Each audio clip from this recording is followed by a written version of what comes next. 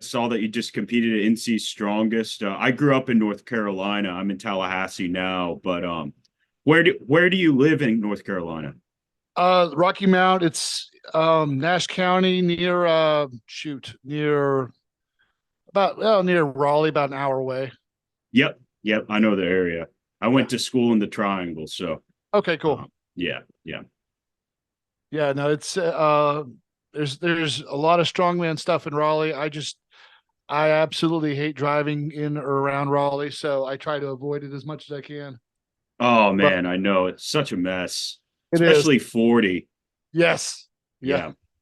When I was going to school at Chapel Hill, my parents lived in Wilmington, so you just get on 40, and I mean, what 40 ends in Wilmington, you know. So, but all 4 years I was there, they were doing that construction right around Raleigh on 40, and there's this whole section that's like one lane. I'm sure you remember this, but it's probably like 2014, 2015, but yeah, it was such a nightmare. Yeah, they're I'm trying to remember. I know once you hit US 1 and where 40 hits 1, it was just so backed up, and I absolutely hated it. But it is what it is. So I kind of wish I was closer to Raleigh. There's, like I said, a great community over there, a strongman community, but it is what it is. We got a small group where I train, and I get to train with some guys, and it's nice. Do you train out of your garage? Yeah, it's a split. I train out of my garage. Also, there's a local gym in Wilson where we live nearby. So, like when it's hot like this, I train out of the gym. Just try to avoid the heat. So they just have a few things. The way my training split works, we only do strongman stuff on once a week. So the strongman days, typically we train out of the garage. And then the strength days, the more powerlifting focused days, train at the gym. So it works out. Got it. Yeah, a lot of people, I think that a lot of the stuff with event days emerged just out of practicality, right? Like you can only get there on the weekend. But it's interesting that you're kind of the reverse, that you have the equipment at home, I guess. Yeah, some of it. We'll talk about the limitations. Like you really do have to be creative with some of the equipment I didn't have, and it kind of bit me in the butt. But you work with what you got. If I had $500-600 more bucks, I could have bought a Husafell. Nice. Husafell's a bit more expensive. Also a frame, didn't really have a frame to play with, so you got to get creative. And thankfully, my coach was able to work around the limitations of equipment, and it worked out all right. That's good. And there he is, the Holy Quadfather himself. What's up, guys? But I like the camping background. That seems on theme, because I was reading through your sort of like event recap, David, and you mentioned there were some off-program training, camping trips in there in the prep. Yeah. Yeah. Well, and I think Justin went camping the week before or 2 weeks before I did. And so it's just one of those things where, it's that training family life balance that you have to figure out. And, either I'm willing to take a week, and unfortunately, fortunately it didn't bite me in the butt too bad, but it's just one of those things where you have to figure out, are we going to be 110%, or am I taking a week and going to get creative? Can I get creative while I'm camping? All of that stuff. Natural stones. That's right. Yeah. I mean, I threw my kid around the pool, so you get a little bit of. There you go. Yeah. Sandbag toss kind of prep, though I don't think that was an event for this one. I wish it was. That would have been fun. Just telling David, so I reached out to him about the podcast.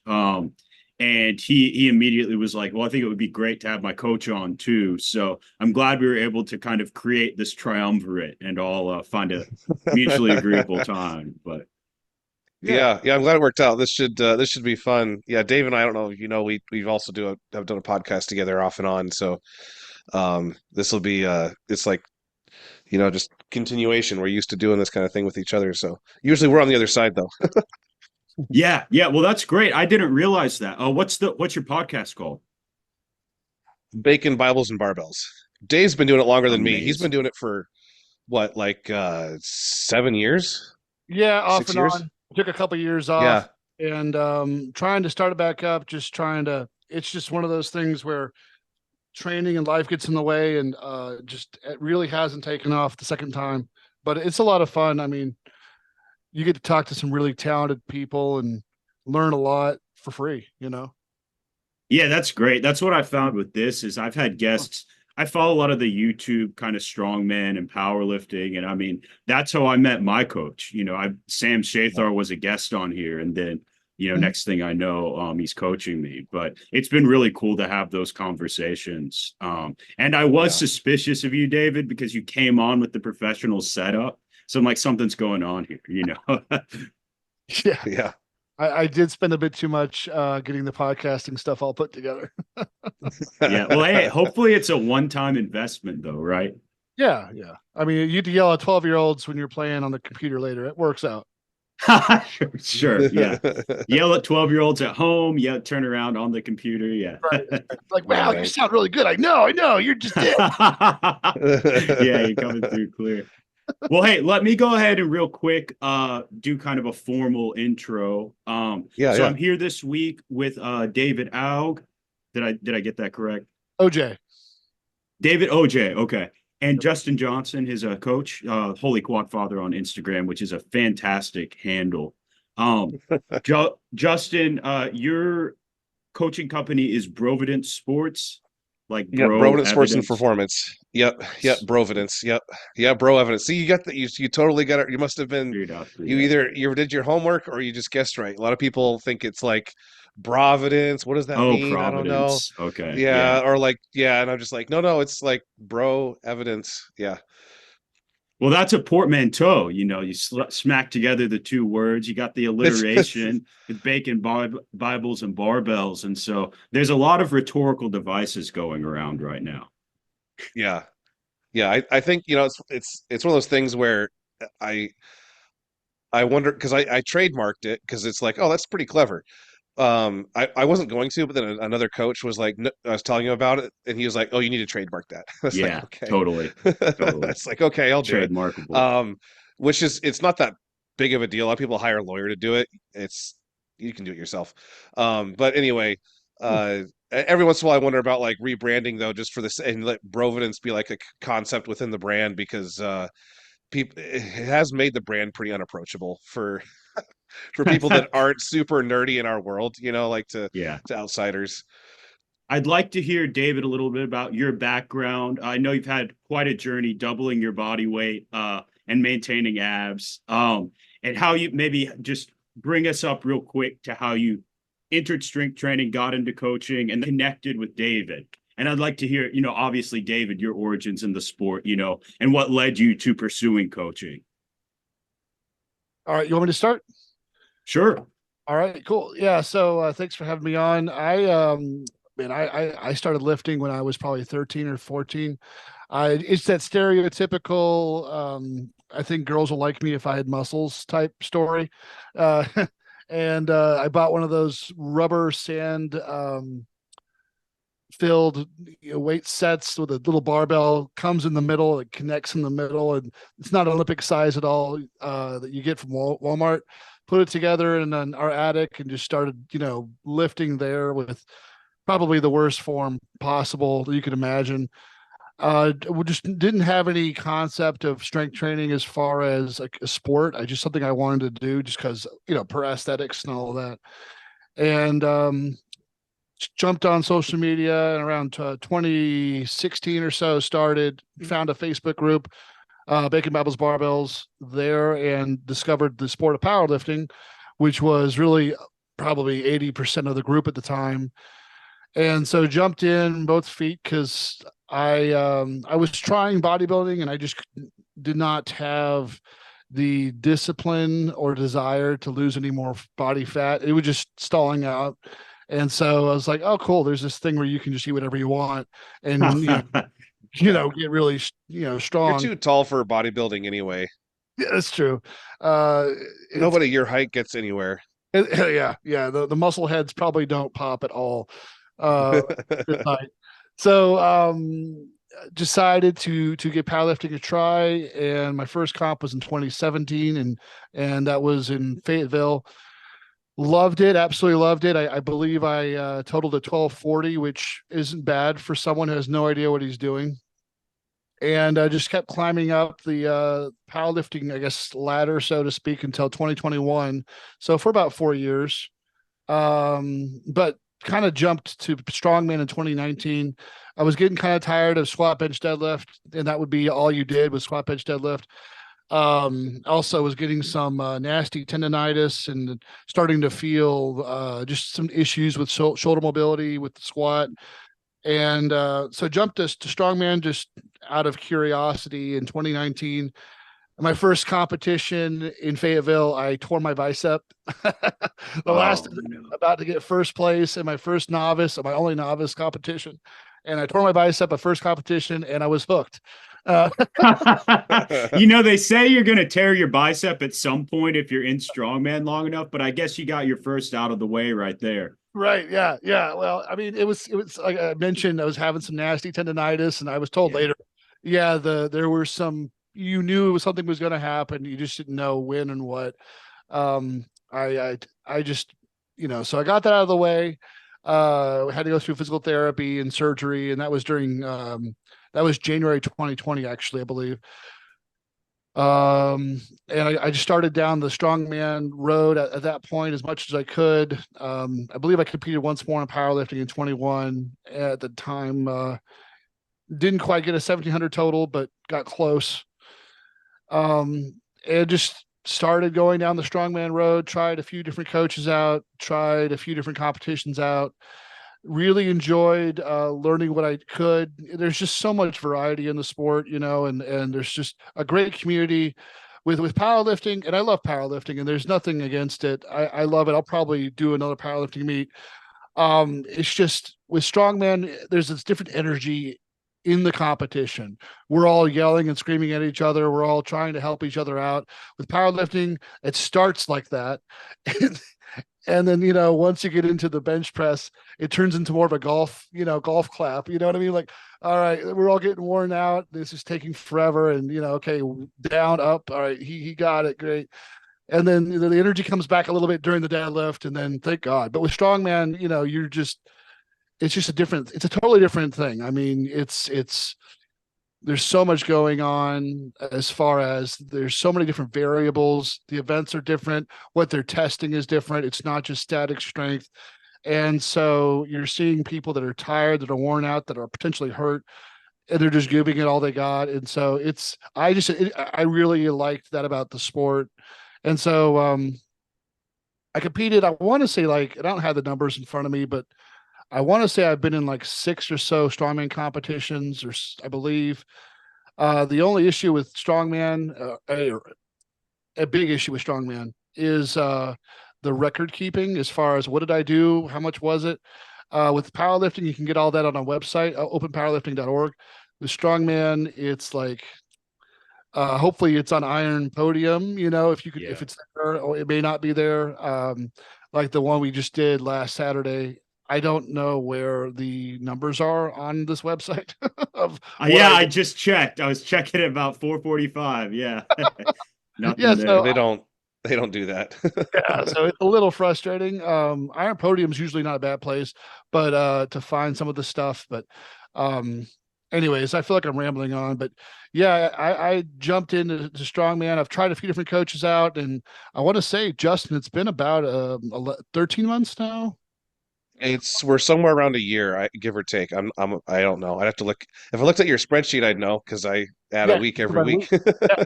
So we're working for this. He's the longest coach I've had. I jump coaches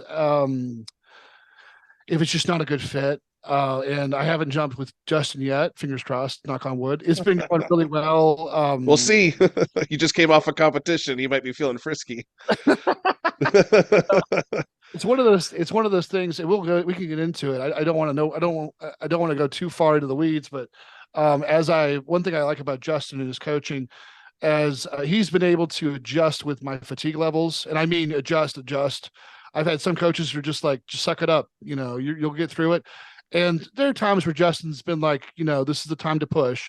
But more often than not, he's been like, all right, you're taking tomorrow off, or I'm dialing your volume down.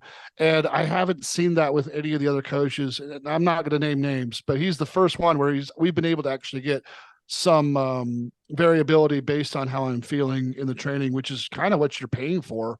I would think, like, if I wanted Might as well buy a template. Right, exactly. If not, like, what's the point? Like, why pay somebody? Yeah. But yeah, so that's There's some great templates out there. I sell a few of them too, but none of them come with none of them adjust to you. Right. Yeah, plug the link tree, Justin. Yeah, that's right. They click the link tree, bros. You'll get something. You can get some junk in there that won't auto regulate for you. You can buy it. Yeah, but that's me in a nutshell. Cool. Yeah, and it's awesome that you have found someone that you clicked with. And that was obviously going to be my question. So you anticipated that well, of like, what was it that made you two stick, So yeah. So far it's been going really well. One thing I've been keeping my eye on is, am I going to start, like, there have been other coaches where I am literally losing sleep just because my CNS is done. And I'll check the spreadsheet. It's like, this is not going to happen tomorrow. I cannot do this. And I'll just like get through half of the program and be like, all right, I'm done. And, I'll be like, I'm sorry, man. Like, I can't be here for 3 hours pushing through this program. I've told you I need to dial it back and you're not dialing it back.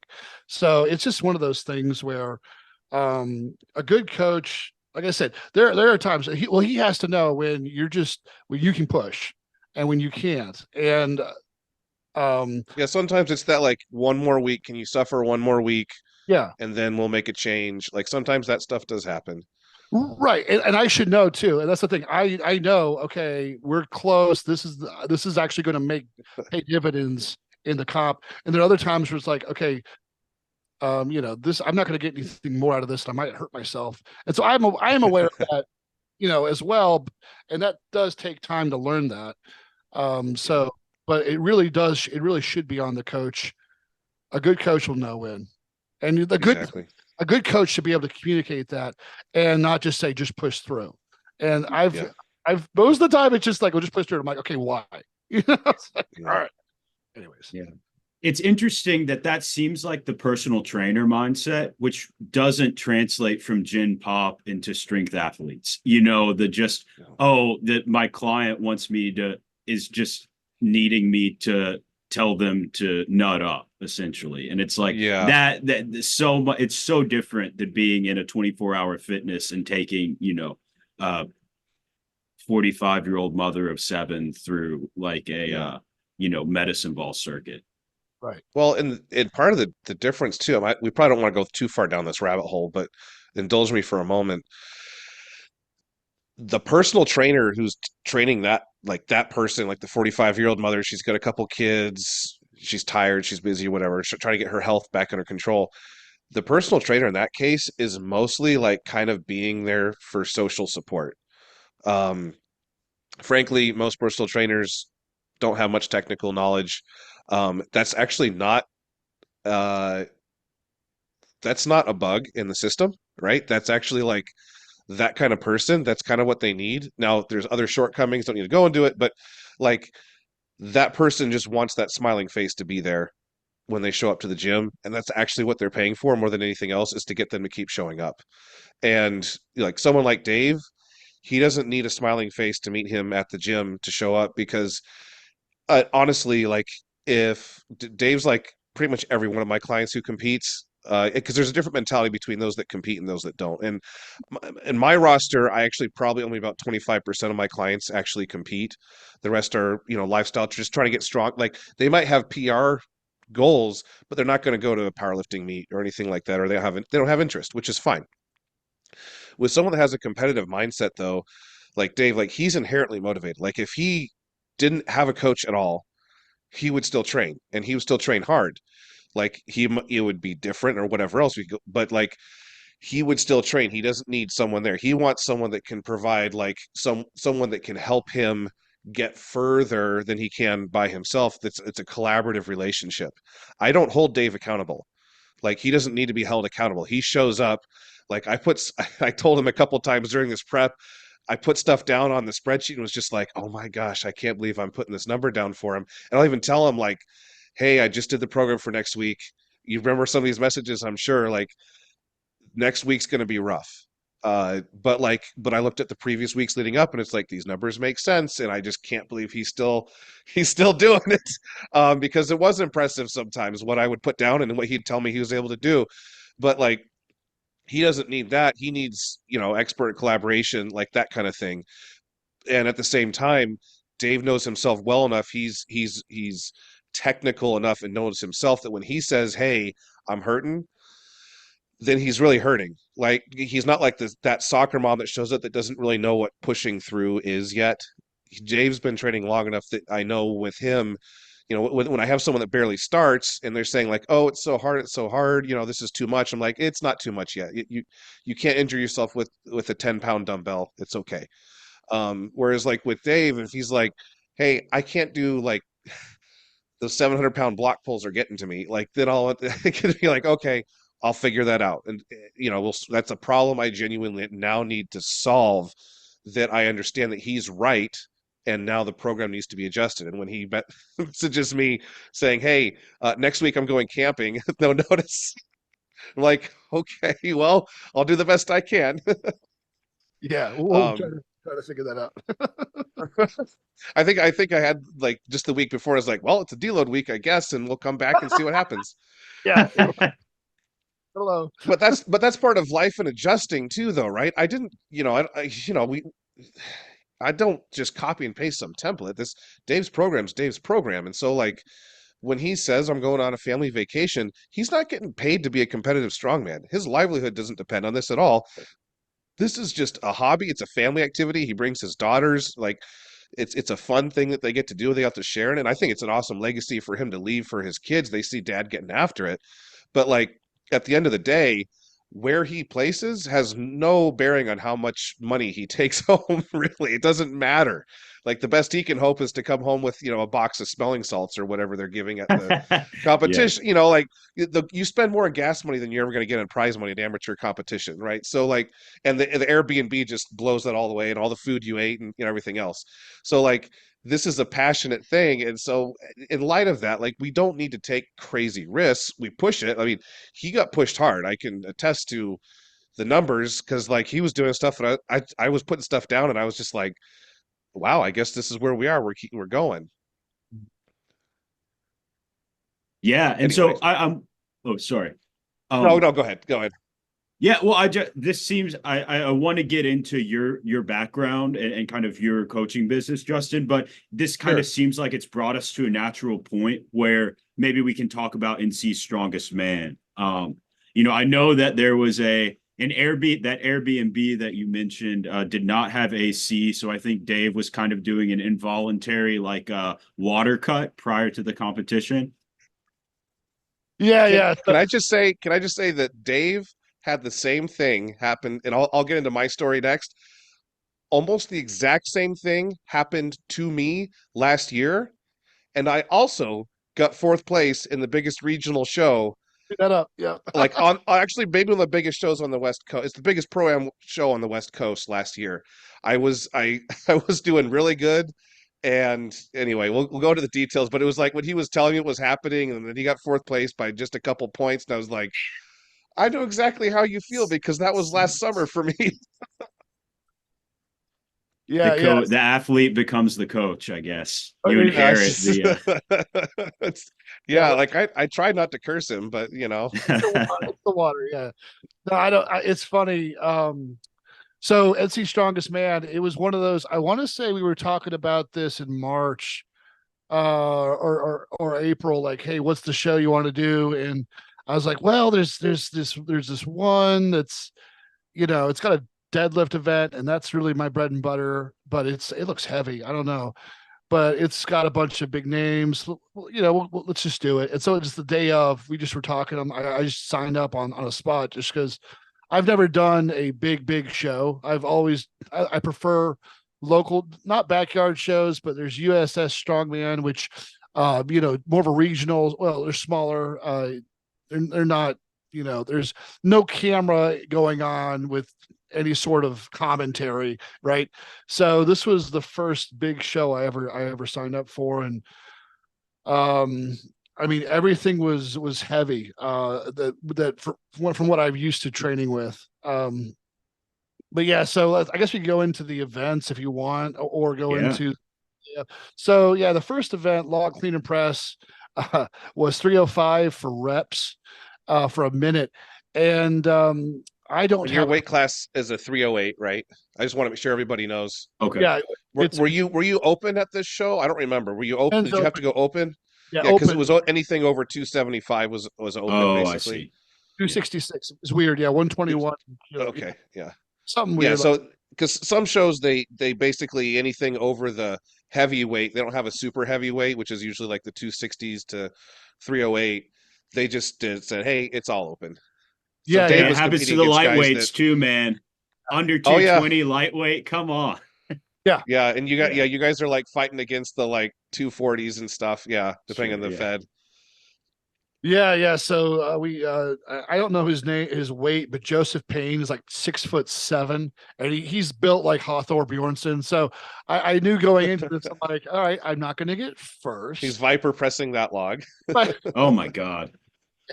The guy is insane. And so Isaac Fox is the guy I competed against in the past. He's a different weight class at the time, but I knew he was going to be something to worry about. I didn't know about the other guys at all. But yeah, I weighted on at 285. It was just a bit too much of a jump to water cut down to 265. I didn't really want to, especially for a heavy show like this. It didn't make any sense to water cut down. And also the 265 guys, John Parker is just insanely, he's a very, very good athlete. So I do that. I probably have more fun with these bigger guys, more my size anyway, going into the show. So the first event was the log, and I don't have a 12-inch log. We were talking about the limitations of equipment. I have two 10-inch logs. One's 138 pounds empty. The other one is 60 pounds empty. The Valor, I believe, Valor Fitness. You can get an Amazon for like $100 or something. So I had to train with a smaller log, which makes the clean much more difficult. And so that was the thing I was really struggling with this event, was I just could not clean this log at all. I mean, I think the heaviest we got to was 270 the week before NC Strongest Man, or maybe 265. Yeah. It was 260s or 270, I forget. Yeah, and that was just a struggle. I was really struggling with the clean on that. And so that was the one I think we were all really concerned about me zeroing. And a number of guys actually did zero. Jake Henderson zeroed. Two or three athletes actually did zero this event. So I was really happy. I got one rep and I cleaned it a second time. So the hardest thing, the clean for me, I did it twice. I just could not press it. The clean just took so much out. But yeah, let's. I don't want to go into the events too much. I'm sorry. Let's start. I guess let's just do it more of a chronological. Yeah, shut up the Airbnb. Man, their AC was out, but they had all these notes around the like HVAC system, like the control, like, hey, don't touch this, don't touch this. Here's a number if you want to call. So I'm like, okay, this is weird. Maybe the schedule will kick in and we'll go from a balmy 80 degrees down to something more manageable in the evening. And we got something to eat, came back, it was still 80 degrees. And I'm like, this isn't working right. So I called the lady and she's like, oh, just, look for a switch, on the breaker, try to fix it. Yeah, the thing was busted. So I was doing my best not to freak out, because I'm probably more of, I don't know how you say this. I'm a very neurologically gifted negatively when it comes to competing, man. Like holy cow, I'm in my head so bad the week of the competition. Like I'm visualizing probably 3 to 4 hours a day each event. Like while I'm at work, I'm just constantly like focused on the stupid competition that's coming up. It's disgusting how much I'm focusing on it. And so when I show up and the AC's busted, I'm just like, oh, this is bad. This is not good. And I'm trying to cool off and chill. I'm popping to ashwagandha like crazy, just trying to chill. Yeah. Oh man, but we get there the morning of. Somehow I sleep. I'm not sure how. Oh no, I know what it was. My kids had some melatonin. You know those Oh kitty. yeah. I popped like 20 of them or something. Like just like we're gonna go to sleep at some point. Mega dose. I could dose those sleeping gummies, and yeah, it was nasty. But we get up, get to the comp, um, and again, like I'm in my head, like just trying to breathe, trying to chill out, focus. I don't eat. I do not eat. Some guys can handle food during a competition. I'm a snacker. I snack like Rice Krispie treats. That's about it. Maybe some pretzels. But I'm just, we get out of the Yeah, and car.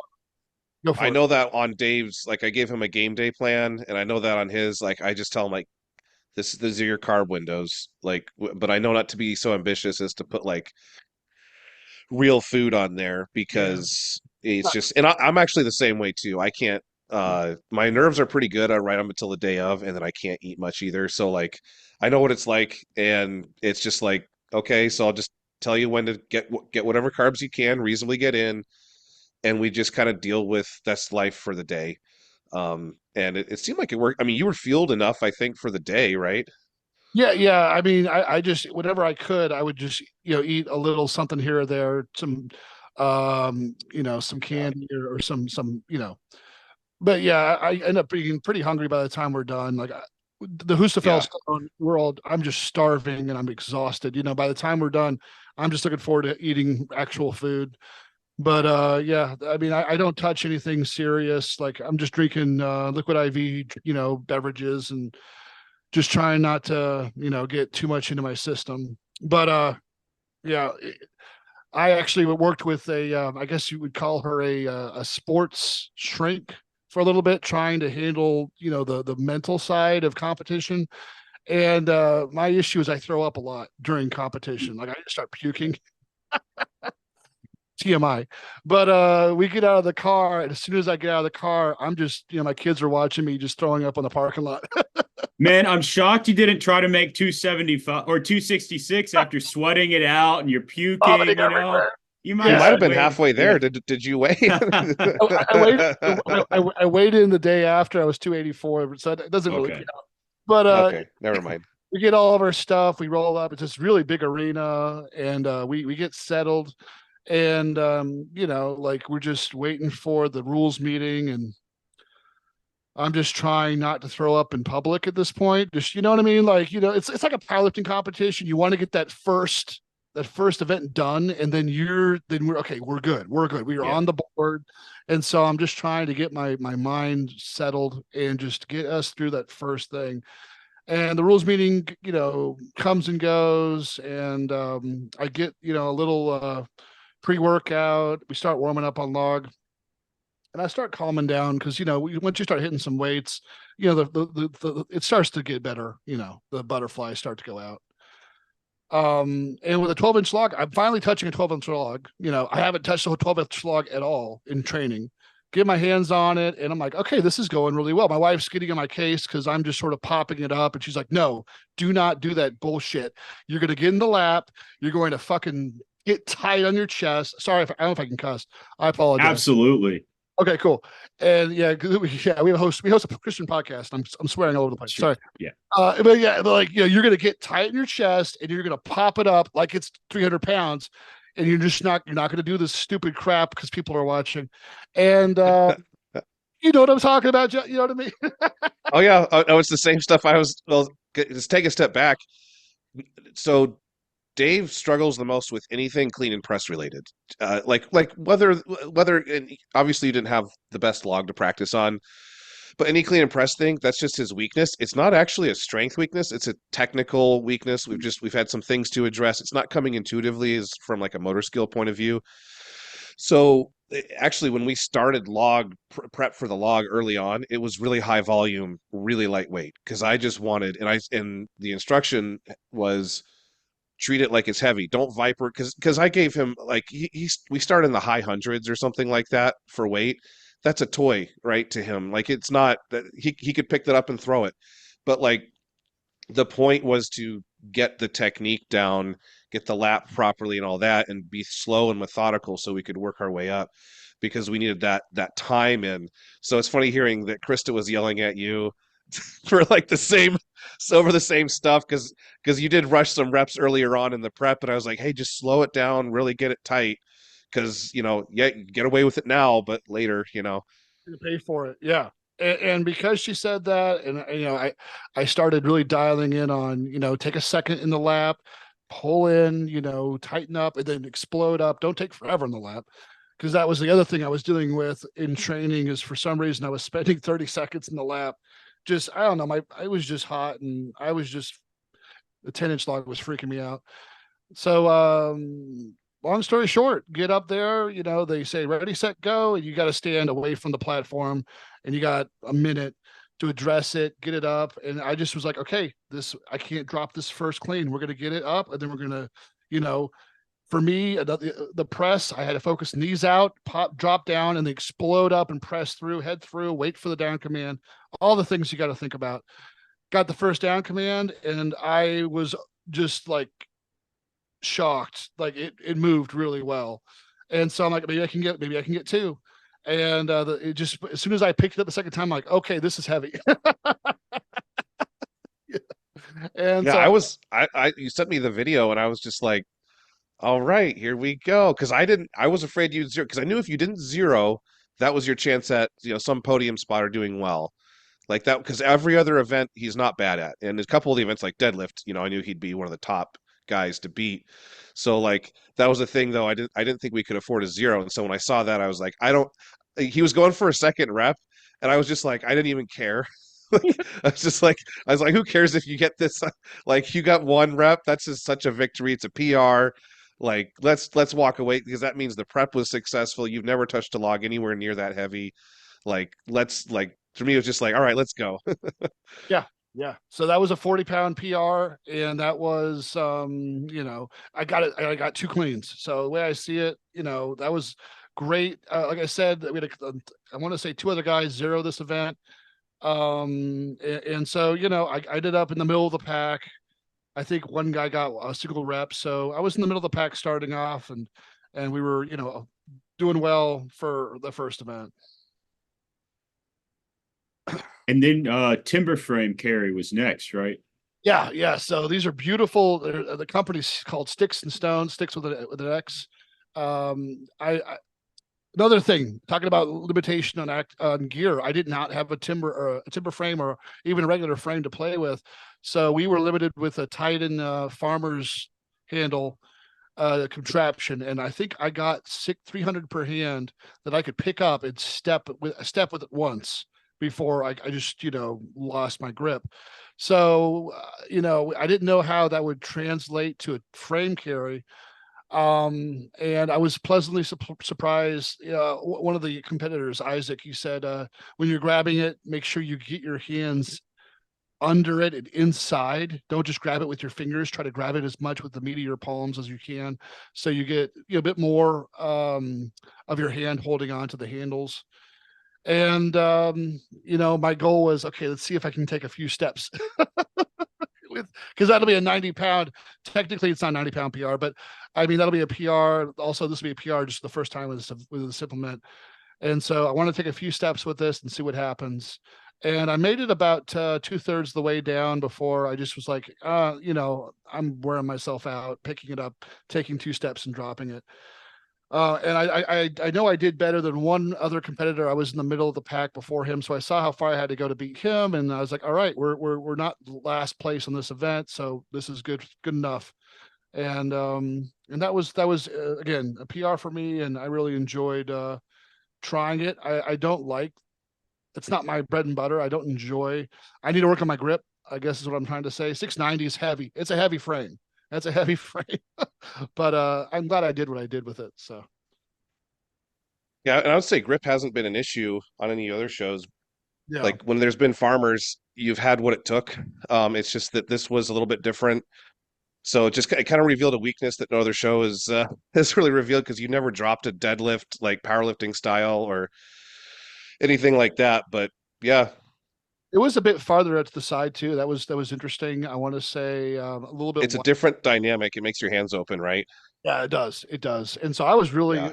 impressed. I mean, guys just flew with it. And so you could just tell they trained with it more. They knew what they were doing. I'm sure if I had a frame, trained with the frame more often, I'd be fine. But I'm glad I got, 2/3 of the way down. And I honestly, I just stopped because I'm like, okay, I might get it all the way down, but I don't have to. There's no way I'm going to get more points doing what I'm doing. So let's just stop. So, yeah, it was interesting. Saved a little energy for the Hummer tire deadlift. Yeah, that was sort of the thought there. Yeah.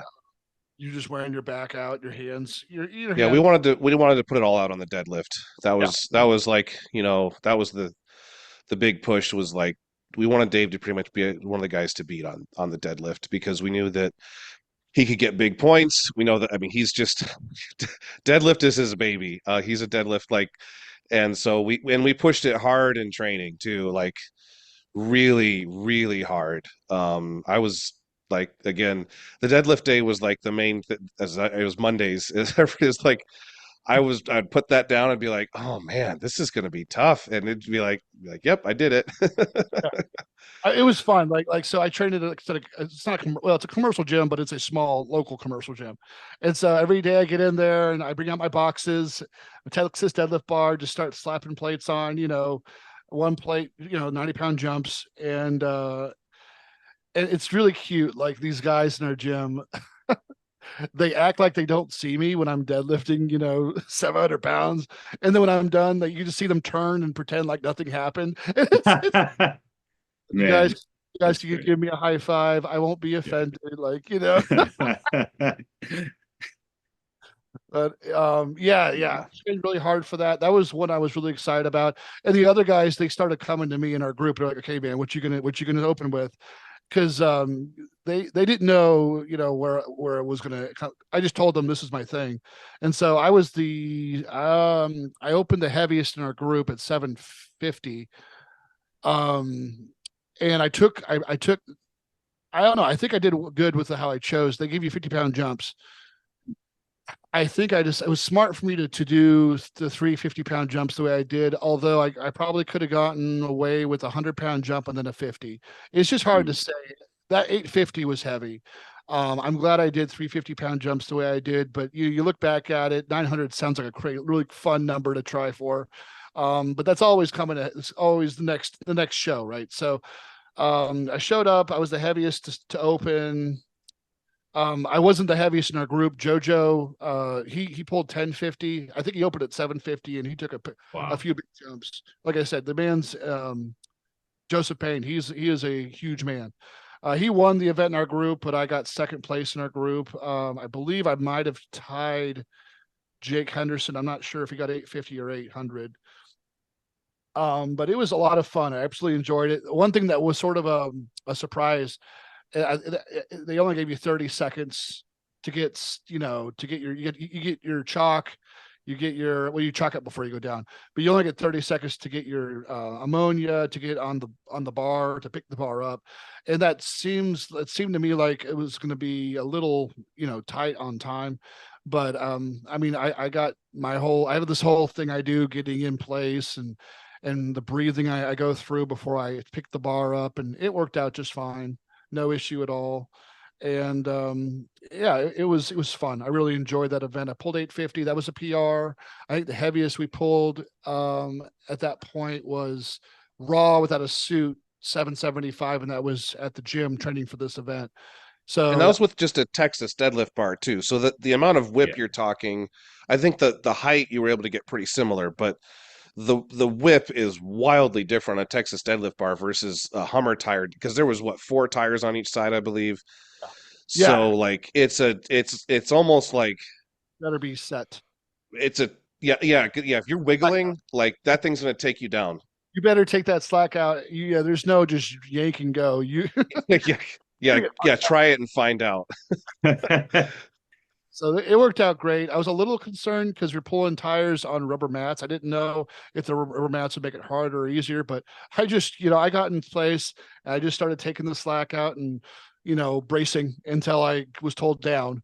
And the last set I felt like was probably a 6-second lockout. It could be, I don't know. It seemed like it was a lot slower than it actually was, but I got it. And that was a lot of fun. I really enjoyed the way it felt, not locking out the weight, and the pictures are really cool. So it turned out really well. I'm really happy. And I think that was 50 pounds heavier than what we were planning for on the plan. But I felt good, with everything that was going on, and it was a great event. Yeah. So where did that put you, if you remember, over in the overall standings after 3 events? So at the overall, I want to say I know the sandbag put me tied for third. So Okay. I might have been strongly into third place at that point. They did, like I said, the website wasn't updating. They had a computer you could check. Oh, right. And I was checking it, but I wasn't checking it that often. So I want to say I was probably strongly into third place after the deadlift. And the next event, the sandbag steeplechase, that was going to be a big question mark. So again, we're limited on equipment. The bag I've got to train with is, I want to say 265, 270. And so we had to carry 300 to 325. And so we would just train with the, 275 bag, like over the bar, pick it up, drop it over, 25 feet down, turn around, pick it up, go 25 feet back over the bar. You're basically doing the same thing, just with one bag, just a little bit more running around. And you're warming up in the back. I picked up the 275-pound bag, and it felt heavier than what I remembered it feeling. But I got it. I'm like, all right, this is going to be interesting. My goal was to get the 300-pound bag over. They don't give you any points until you get one bag over the bar. So you get the one bag over the bar, you get split points. You get the second bag over the first bar. It keeps adding up until you get the fourth bag over the last bar. So my goal was, I want to get the first bag over the bar, and then we'll see what happens as fast as I can without dropping it. I knew if I dropped it, we probably aren't getting the bag over, just because the pick just takes so much out of you.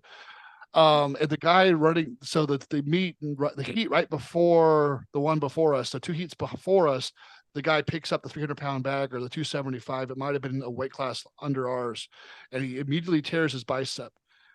And I mean, you know what I mean? Like, mentally, I'm like, oh damn, you know what I mean? Yeah. That kind of puts a dampener on the Like, group. I've already torn a bicep. I don't want to tear another one. Yeah. Pulled a Luke Richardson, Right. picks it up, and Yeah. And so we, it's like, all right, here we go. Let's do this. And I get in place, ready, set, go. I do the thing. You lean the bag over, get down, lap it, get a tight grab. And then I just, thankfully I'm far enough into the group, so I kind of have an idea of who's gone before me. So I knew one guy had got a bag over in like 20 seconds. So I had to beat his time. Got mine over in 14. I think one guy couldn't even get the bag over the first bar. So I knew I'm in the middle of the pack.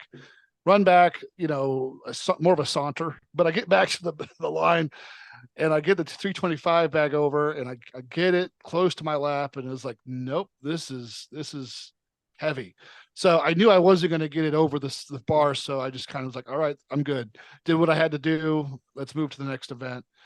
And now, to sort of put some context, the longest event in all this was the deadlift, because everyone got 3 attempts. So by the time we got to the sandbag steeplechase, it's about 5:30 p.m. or so. And we've been going, we've been up and around since 8:30 a.m. So we're all feeling it pretty bad. So we're the open big guys. So we're at the very end of the group going through. So we're really looking forward to this thing being over, and which we, so I look at the computer at this point, and I see that I'm tied for third, 12.5 points. And I believe fourth place is at 10 points. And the last event being Husafell carry. Again, don't have a Husafell to train with. We've been training. We just grab a regular bag, throw some plates on top. It's sort of close. I would say it's probably a bit harder, because Husafell kind of fits a little bit differently in your. I think it's harder. I've had the same training constraint. It was harder for me last year when I had a Husafell stone in the competition. Yeah, yeah. So, but what's frustrating again is, how do I pick this up? You know what I mean? Like, it's just like, I'm at this advantage. Like, what do I do? How do I? And so I spent the 40 minutes, 45 minutes before I was to go learning how to pick up a Husafell, which is not ideal.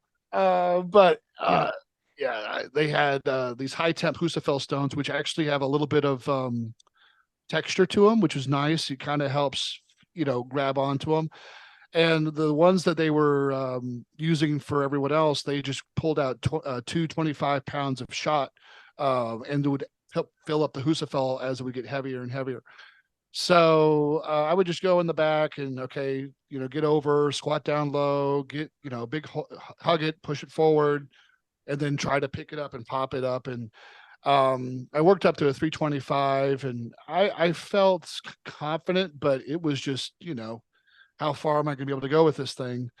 Do I go fast? Do I go to a certain speed where I don't trip and hurt myself or fall over? I'm trying to learn all this as we go. And thankfully, I'm tied for third. So we're the second to last heat, I believe, to go.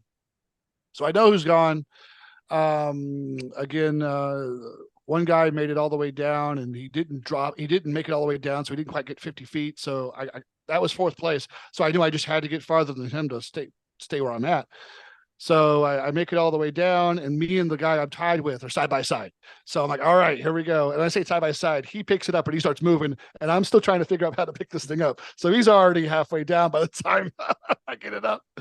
And I almost drop it, leading the thing forward, which, if I had dropped it, I wouldn't have probably gotten it, and I would probably just been like, all right, I zeroed my event. So I got it. I didn't drop it. I finally got it in position, probably 20 seconds in, and I start moving, and I know, okay, 50 feet, he says, turn, and I start turning around, and I start heading back. And that's when I realize my arms are dead and they're not holding on anymore.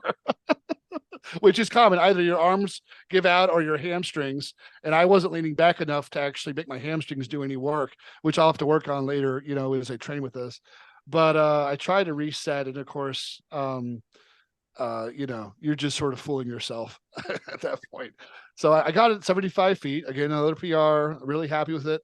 The guy who got third place, I think he managed 102 or 103 feet. And it was just frustrating because you're like, okay, I'm so close, so I just got to figure this out. But I did enough. I did not zero the event, in which, that's all I really wanted. So really happy with, again, PRing. Basically everything we ended up doing was a PR at the competition. So I'm and no zeros, which is, no zeros. Yeah. Especially at a big show. That's a big deal. Right. Yeah. Cause I mean, even the guy that ended up getting third place, I think he zeroed the log. So I'm glad I didn't zero anything. And we just got a few things to work on. And with all the limitations on equipment, I'm really happy with how it turned out. And I got to meet some really great guys. Lynn, who ran the competition, did an excellent job. Even though it was a long competition, I mean, that's kind of what you'd, I think, expect at a competition like this, is that it probably will be, even with 2 lanes going, like we ended up, ending at 7 p.m. And I think it went really well. Yeah, it sounds like a lot of PRs, a lot of small scale wins, and just a step up for you athletically to compete at this higher level. Yeah, definitely was. I mean, at these other comps, every other comp I've done, I've either gotten first place or second or third. And it's not to say that they're just, you're dealing with, this is the show you want to go to. And this, if you do well at this show, you go to Open Strongman, you go to OSG. So this is like, this is like the big show. So yeah, you're going to have bigger guys, more competition. And for my first big time, almost getting fourth place, I'm really happy with how it went down. I'm really pleased with my ability there, the limitation of equipment, and Justin just sort of holding my hand. And he won't tell you this, but I will. I literally had a few times I wanted to quit and throw in the towel. I did not want to go to a competition where I knew I wasn't going to win. And that is, I realized, saying it out loud, Like that sounds really stupid and silly, but it's just one of those things where you're going to nut up and you probably aren't going to win, but you're going to learn something and you're going to grow from it because you can't win every show, especially these bigger ones. You got to realize it's going to be harder. You're not going to win them all. But I told him, I said, I don't want to do this. And he's like, you're going to figure out, you're going to do it and you're going to enjoy it. You're going to have a good time. And he was absolutely right. And I'm grateful for him to be able to listen to my complaining and whining about this and, say, no, we're going to go through this. Justin, so like what's your kind of coach's eye perspective on this and maybe your takeaways when you're drawing up the roadmap for what's next together? Yeah. So, a few things that I'm definitely cognizant of is injury history, right? Dave's not 20 years old, so what we work on going for. I think the next thing that we have our sights on is going to be static monsters. He could probably take a state record on the axle deadlift if he wants. So that's kind of like next steps. For now, we're going to have a little bit of an off season, couple months before we ramp up to that, and we'll have probably a very aggressive ramp up because it's static. And we don't have to worry too much about skill building for what he's focused on. We're doing a lot of log volume because there's going to be a log again, and so it'd be nice for him to PR, get above 305. I don't expect, he's not going to be in state record territory for that or anything like that, but like something respectable would be good. So we're doing a lot of high volume log work that's already in the program. And then, one thing I was concerned about was his shoulder. He has, when he hired me a year ago, his shoulder was just thrashed, and his tricep as well. It was just destroyed. He couldn't press without significant pain. So we probably the first, I think, 6 months we worked together, we basically like rehabbed it. And I was pleasantly surprised. I messaged him actually mid last week and was like, "Hey, how's your shoulder doing?" Because I was like, because I don't know how much to push him when I write his new program. And he said, Dave was like, "Yeah, it feels pretty good actually." So I was really happy with that because it meant that he responded to how we've treated his shoulder the last year, and that it's good to go. So that was encouraging. So we can go ahead and push log. And I don't have him flat bench. He has no powerlifting focus right now. If he wants to powerlift at some point, of course he could. But and he's actually a really good bencher. He's benches well into the 400s. Probably anytime he wants. So it's painful. So we don't push that. It's all incline and other type of pressing work, and we've done a lot of rear delt work. That was a weakness. That's probably helped translate to the log power as well. You need that, especially for stabilization and things like that. So that's what I'm very cognizant of. We'll probably do some grip work, but I'm not too worried about that. He's going to get a lot of forearm work from the high volume log, and it's not going to hold him back on static monsters. So like if that's the focus, I'm pretty singular in what I like to focus on with someone. Like the thing I like to say is, the narrower your focus, the greater your chance of success. And Static Monsters is great for that because it's only 2 events anyway. Right. So we're not going to train, we're not going to go out of our way much for grip or anything like that. I don't think there's anything in particular there except for some a little bit of forearm work here and there. But mostly I'm cognizant of just taking it easy on his body for the next month or so. And sort of like going back to some basics. We're squatting again and some other things like that. Deadlifts there's no comp deadlift at all. We're doing some RDLs and stuff like that to make it harder with lighter weights, basically. But this is kind of like let his body recover, do some work to keep things moving, keep him moving in the gym, and then we'll do some ramp up pretty shortly, and then kind of see where he wants to go from there, and also talk specifically more about what kind of numbers to chase. I might even have like a testing day. I'm thinking in a month to see because we haven't had him do an axle deadlift from that height. I've never had you do it in a program. I don't think so.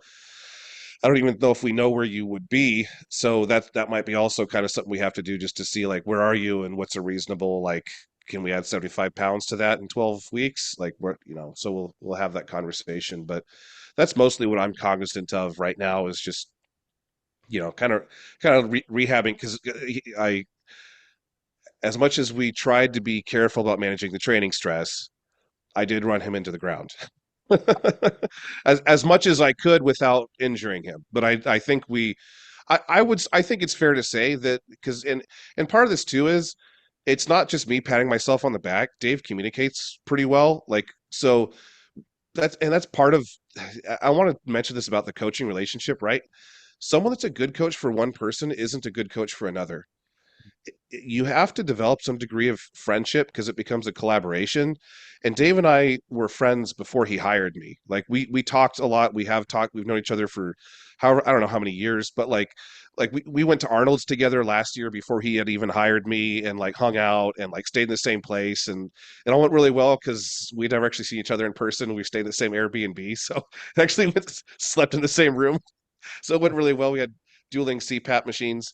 Um, and um but like so having that history has helped a lot, right? And so there's a relationship there that we have, that like, even if I wasn't Dave's coach, we talked before I was his coach, and we would talk after, like, so hiring someone that you can be, that's going to be your friend, like, and I can ask him honest questions, and we can have blunt conversations. It's not like touchy feely at all. Like, but we need to be able to have that ability to communicate clearly without barriers in the way. Because if you're talking to someone, you're considering hiring them as a coach, obviously your technical competence matters, like, duh.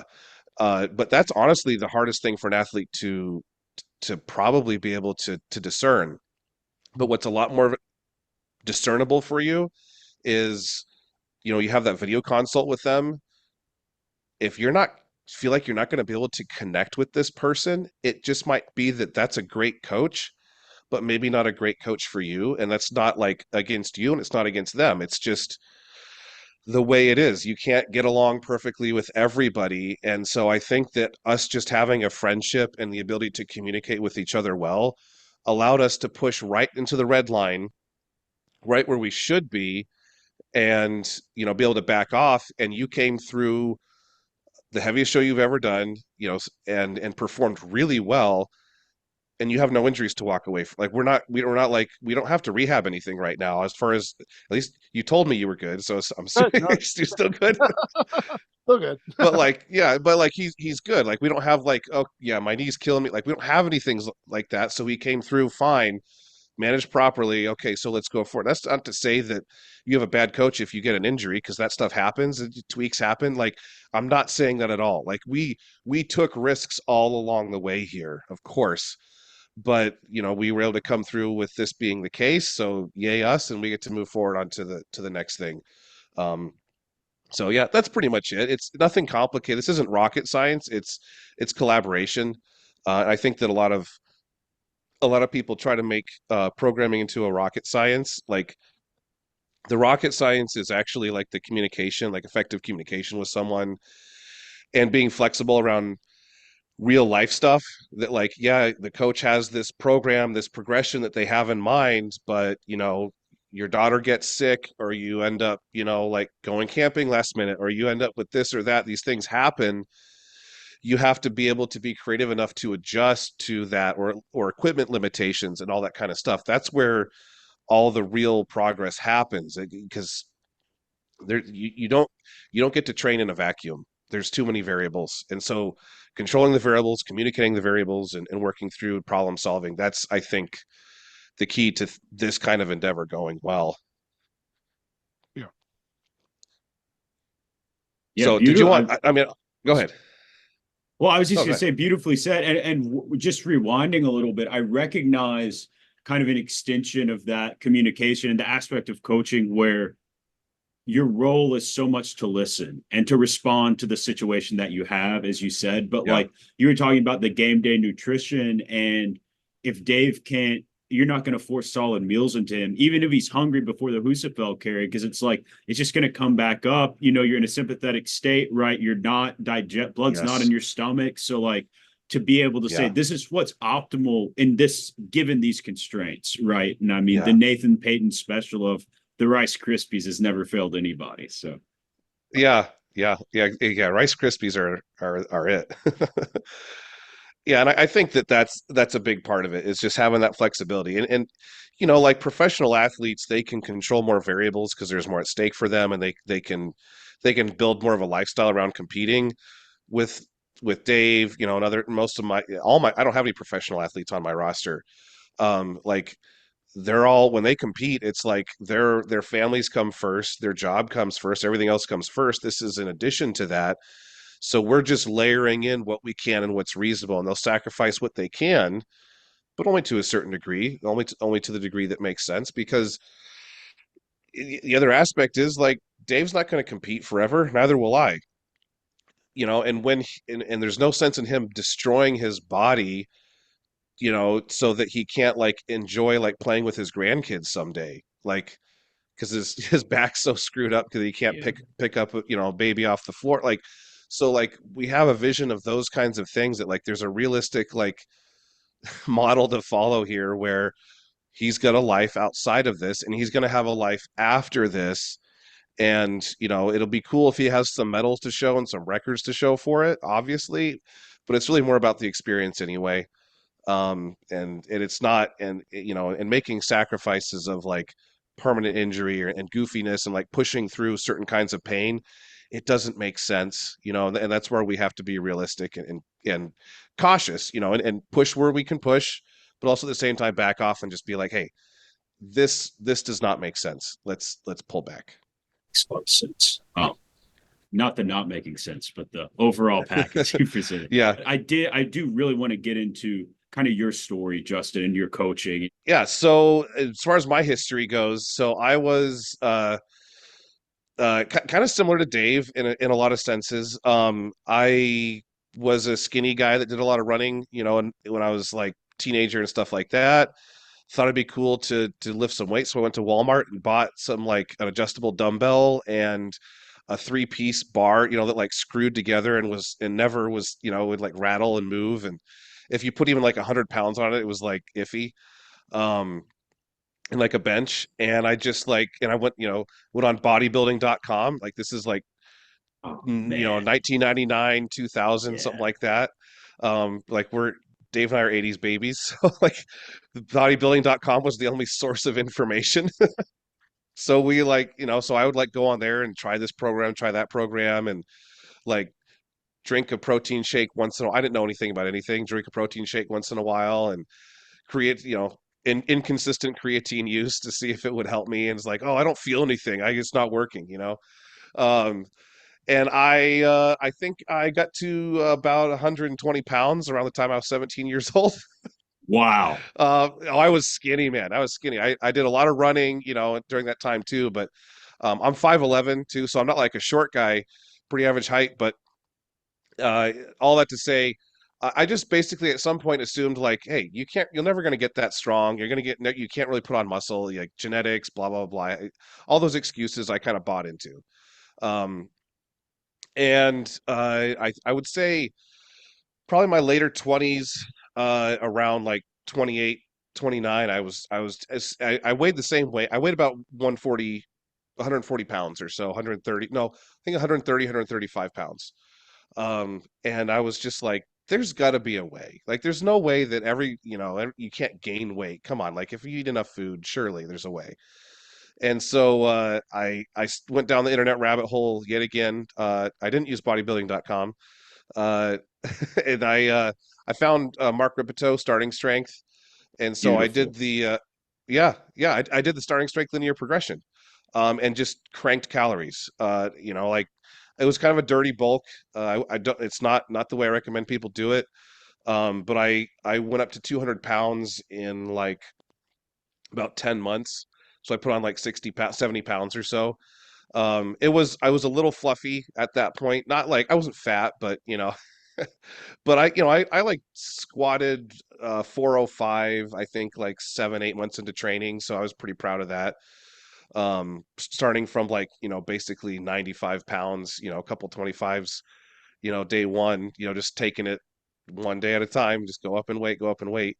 Um, anyway, did that, went down a whole like coached my, did self coaching for a while, just did my thing. Discovered Andy Baker, through the like starting strength community.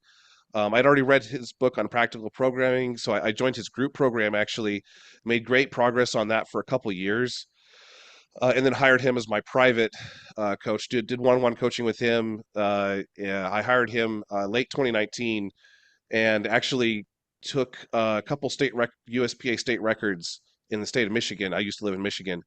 Um, actually in 2020. So it was, I think the meet was in February 2020, and it was like Oh literally 2 man. weeks or so before the state shut Yeah. down. Like just a couple weeks later, there was no powerlifting, right? Well, And hey, so you like, got the record for as long as that well, that's lasts. the funny thing. I was like, well, it's gonna last a little longer now, Yeah. right? And it's not crazy numbers. I think I squatted 529.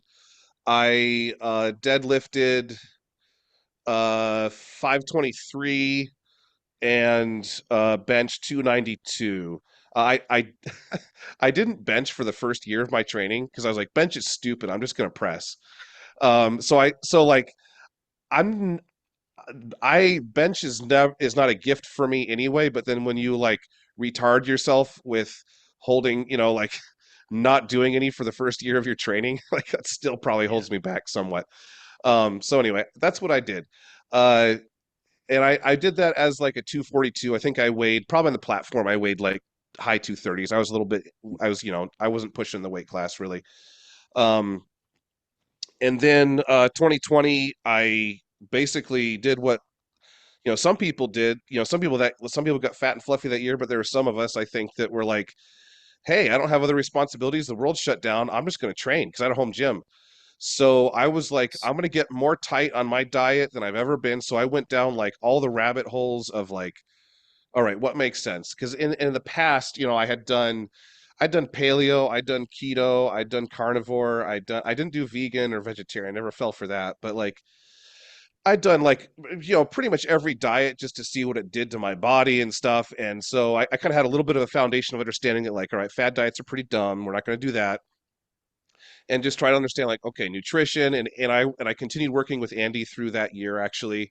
Um, and just made a lot of progress. Like 2020 was actually like a great year for my training because like I just got to focus on recovery and eating and like everything. So all my lifts went up. I think I deadlifted 600 at the end of that around like October that year. It took a little time off, like just train light for a few months. I moved. I'm out here in the state of Washington now. Um, and shortly after coming here, I learned about the Rainier Classic, and I've been wondering about strongman anyway. I think Dave and I started interacting a little bit more in 2020, 2021. And so we had gone back and forth a little bit, and I was like, I want to do this strongman show. Like this will be fun. So my first show was actually the Rainier Classic 22, I think, was the first strongman show I ever did. And I showed up, I think it's a 265, and I weighed like 250, something like Oh that. wow. Like Um, 265. yeah, very light. Yeah, very light. And I was and they combined open with us. So like there was guys that weighed 400 pounds, in the weight class that were just like manhandling some of the weights. I did really well in a couple events, but a couple events I just did terrible. Which, I'd only been training strongman for like 4 months. It was just like, oh, I'm going to do this. And so like, here we go. Um, I took second to last, had a great time, enjoyed it. And So I've ever since then I've kind of done a combination of powerlifting and strongman. Last year I did two strongman shows. I did Viking Fest. I cut down, like actually lost body weight, and then did a 23-pound water cut, which I don't recommend anybody ever do. I competed as a middleweight because I just wanted to see what would happen. I didn't train for the show though. I was prepping for Rainier, and the events were very different. And so like I was just like, I just wanted to compete and have a fun weekend. So, but I also wanted to go through a deep water cut myself because I knew how it worked. But it was also somewhat of a experiment on yourself so you can sort of like work through with it with clients. And actually went totally sideways for me because my portable sauna died. Oh Um, wow. like I showed it to my Airbnb. I think I had like the day before, I think I had, oh, how much? I probably had about 10 pounds to go, because I'd already, done a lot of the water manipulation, but I had to sweat the rest out. just like anybody else. I had about 10 pounds to sweat out or so. And I started, I sat in my steams, the ones that go up to your neck, sat in that baby. And I tested at home and it was fine.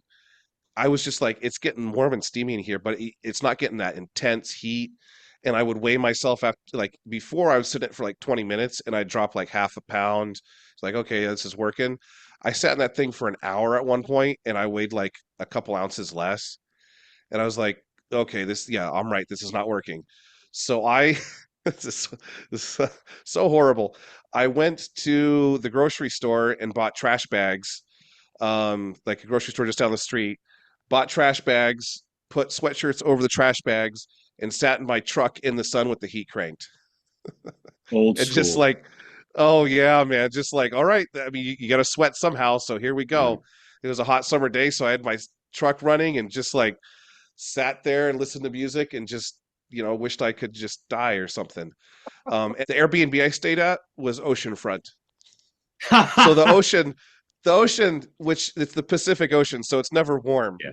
Like probably 60-degree water was like 100 feet from me. I could just The hop into it temptation. anytime.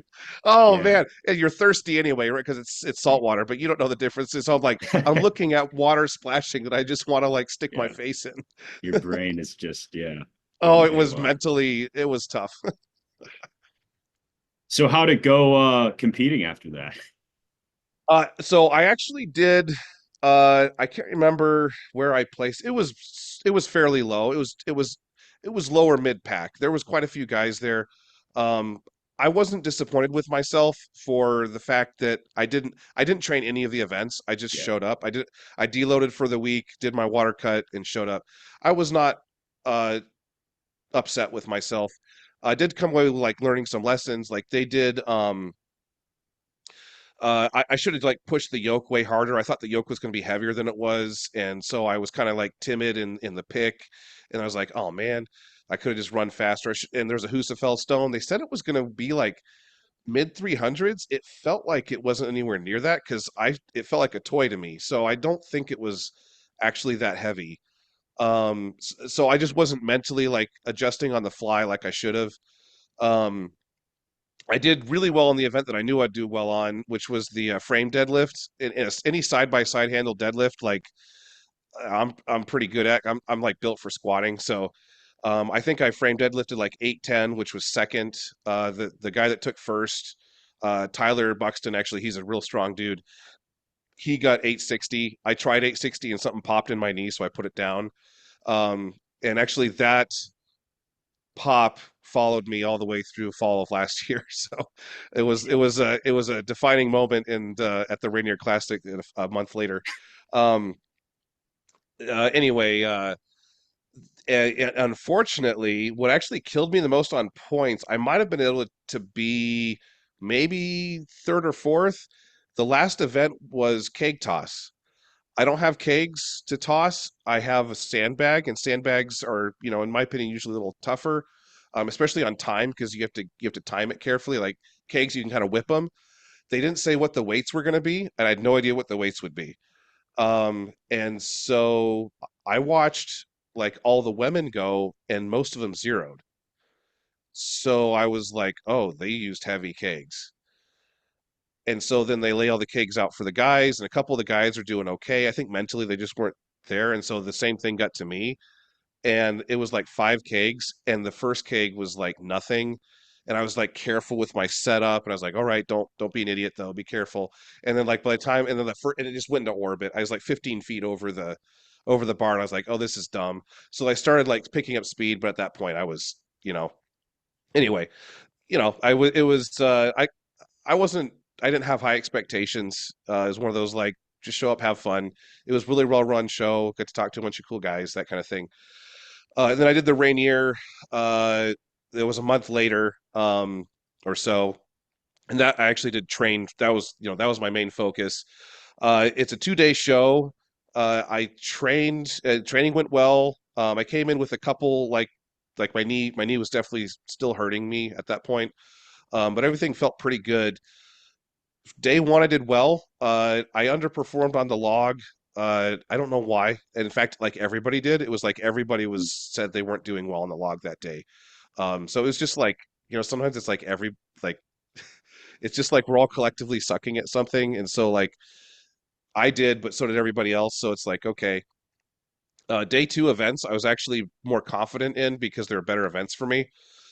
But my Airbnb, so here's the Airbnb story real quick. Bringing it back. The it everything it had air conditioning, but the issue was the it was a converted garage that was converted to like a little house, and so it had these really high ceilings, and there was this really high window in the bedroom that we were in, and a motion sensing light like right out of it, right outside the window. There must have been a cat walking by. I don't know, but it was this little like is a small window too, and there's no curtain. There's no way to block it. All night that thing would go on and off, and it was like daylight in the bedroom. So I basically didn't sleep. It was like I was just up, and so the next day I woke up and I just felt horrible. And just really underperformed. I did bring it on the stones. I tied for first on the stone over bar, last man standing. So I did do a good job there, but that's a good event for me. So I was happy with that. But the other two events, which was the Chaos Keg, they're goofy events too because the water filled kegs. It was super unstable. You had to hold it rim to rim. You couldn't do the angled Oh, wow. press out. Yeah, you had to hold it up by the rim. So like almost everybody zeroed it. And what was really frustrating for me was I did like one warm up on a lighter one in the warm up area, grabbed the one that was comp weight and pressed it. No strict pressed it, no problem in the back. Wasn't worried about it. Walk out to the floor and zeroed the thing. Like I I think it's just because I was so tired. I just didn't Yeah. have it to give. I probably honestly should have like just touched the lighter one and saved my energy. I think it was Mhm. just I was just very fragile. Um, and then I did a powerlifting meet a month later. Didn't train for it, just for fun. But I hit PRs, so I was like, sweet. Wow. Because I hadn't done Nice. a powerlifting meet in a couple years, so it was there was plenty there. So I totaled in the I don't know low 1600s. I want to say something like that. It's nothing crazy. And I'm actually really prepping for a powerlifting meet right now, and I'm hoping to be well into the 1700s in on August 10th. So I got a couple state records I'm shooting for, and it's going pretty well. I think it'll work out in my favor. We'll see. Yeah. Um, yeah, that's pretty much it. And then so I started coaching. You probably want to know more about that then. So coaching, I started about 2.5 years ago. Actually, like professionally coaching is one of those things where people saw my transformation and stuff like that and started asking me for advice for a while. And and actually had one guy, he's still a client actually, and I kind of credit him for the business in some senses because he was like, well, I'd like you to like write my programs and everything, like I'm willing to pay because I just give people advice. And I was just like, go hire Andy Baker. He was my coach. Like he'll do, and he went to Andy and Andy was like, my roster's full. I can't take anyone on. And he came back to me and said, Andy said his roster's full. I want to hire you. I was just like, okay, give me a week to get a sign up form, like or something. So I did, and he's still with me to this day, actually. So um, he does strongman as well. So it kind of like went from there. I think it was because he saw me and other people that were going to me for advice. This is what the brand was built on. It really is trying to balance. To be a balance between the evidence-based crowd and just the bro science types. And so that's why Brovidence came along. Like I said, I may rebrand at some point and let Brovidence be more of a concept within the brand. But as it stands, and this will never change, is that clinical evidence has limitations. It's Oh, yeah. narrow in what it speaks to, right? Like you have to understand the question that the researchers were asking. It always has limitations. And the studies are rarely on trained individuals. Yeah. And trained individuals are different organisms by definition. We don't respond the same way to stimulus, nutrition, to our environment. We're very different creatures. And so like when someone sticks a study out there that was done on how geriatric patients respond to creatine and extrapolate that to the 25-year-old powerlifter. It's just like, yeah, you might as well just disregard this. Who cares what it says? Like we have to, and so my interest has been to look at that, look at it for the limitations because it tells us a lot, obviously, but also look to the coaches that have gone before and go, hey, they're onto something because it's been working. They don't get paid unless they get results. Guess what? Clinicians don't get paid for results. And I'm not saying that to like, you know, put down clinicians, but that is an honest truth. They get paid either way. Coaches only get paid when they serve people. If I don't help people, they'll just go find some other coach like that. Why would they stick with me? I don't have a monopoly because I accept insurance or am, the only guy in town. So I have always wanted to have that approach of, okay, so what's worked? What did the people before? And then there's always new things we're learning, right? There's always new studies that give us little slivers of information, but trying to balance and say like, hey, I'm not evidence-based, but I'm not like some, bro science type guy either. I want to be careful in applying both sides and try to do the best I can to discern the truth. I've got a client that she went to med school, and so she went to med school for conventional medicine, and then she went to I think homeopathic school and got like a doctorate or something. And so she heard one side, and then she heard the other side, but she was frustrated with her own experience and how she wasn't getting results from her diet and her lifestyle, and just seeing decline in her general health, and like, how come the things that I was told to take, the supplements and the diet, how come it's not working? And so I've been able to help her with a lot of things, because the truth is, I'm not like a religion. If you're a clinician, you're following the equivalent of a religion. If you're a bro, you're 100%. you're following a religion. Basically, it's dogma. And to me, I go like, hey, this works until it doesn't. I have to follow the outcomes. The outcomes are what matter.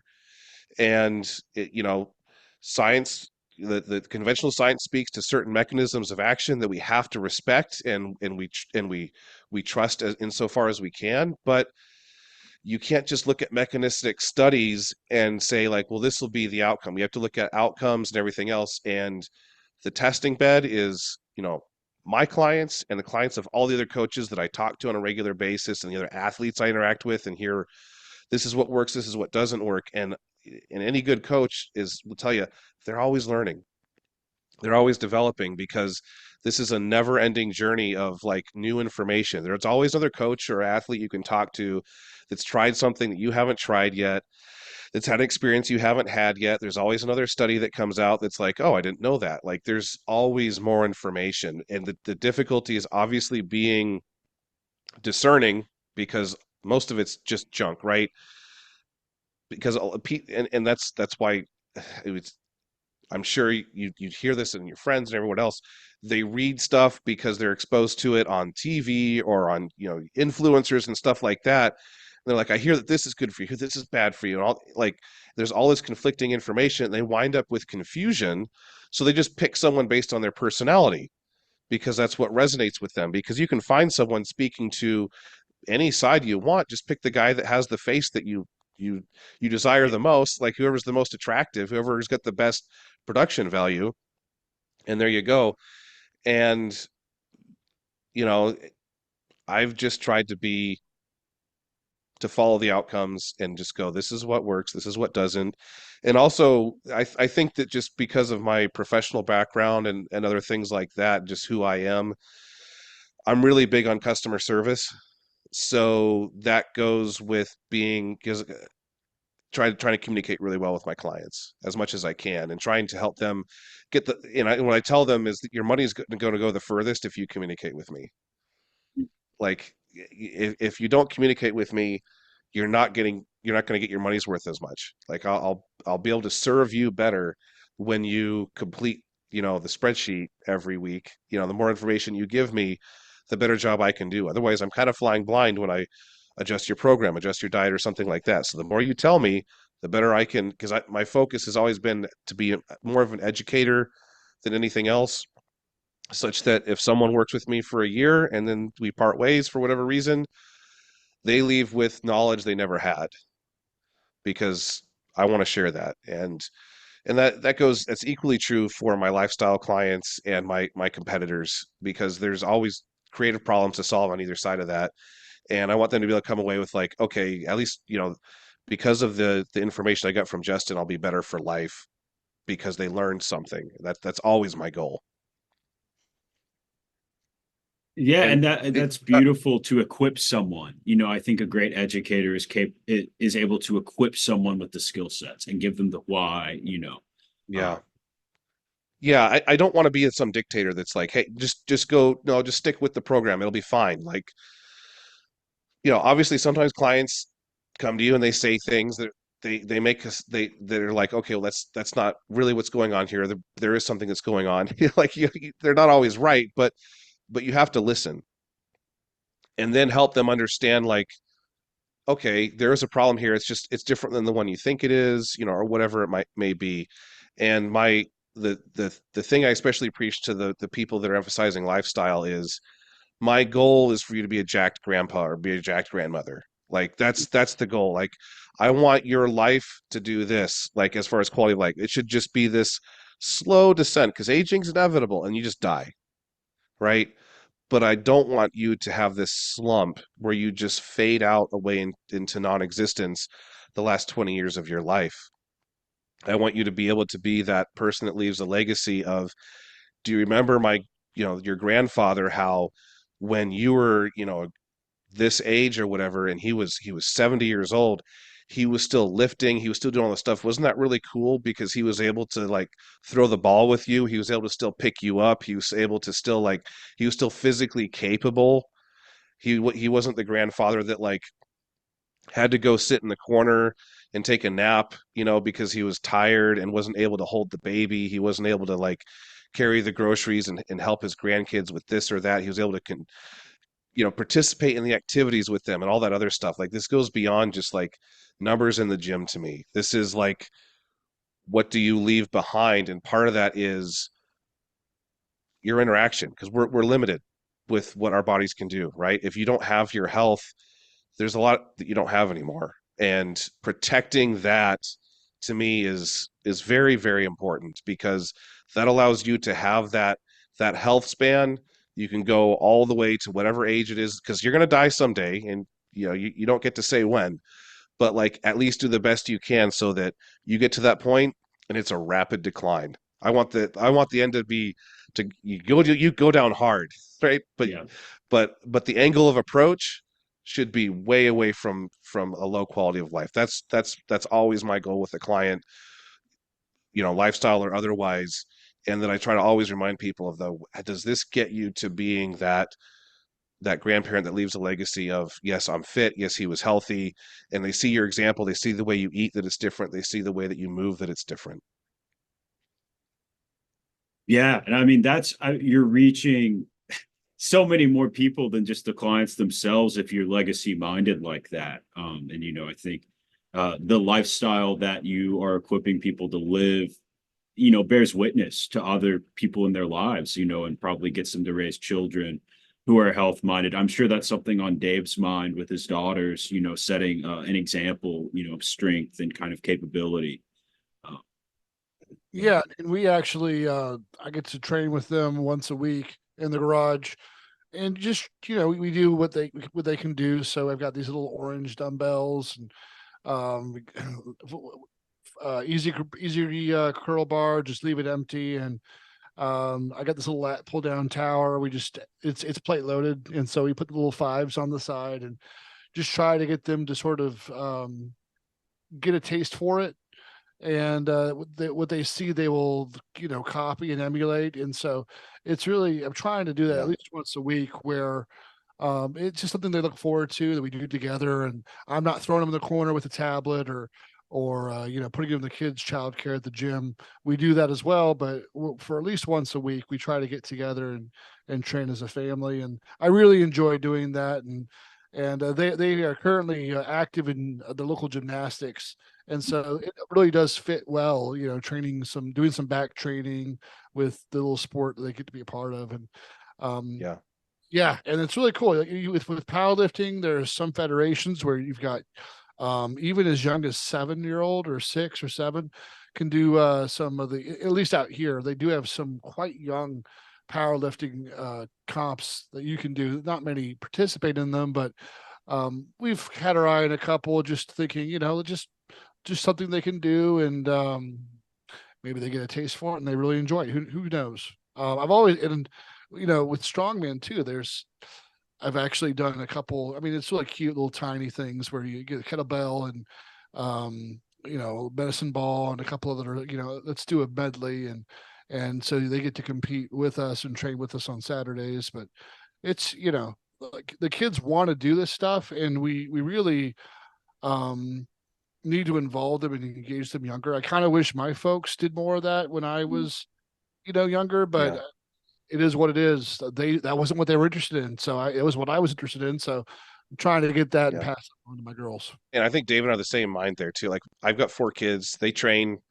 The older 2 train, 4 days a week with us. It's light stuff, but they have fun.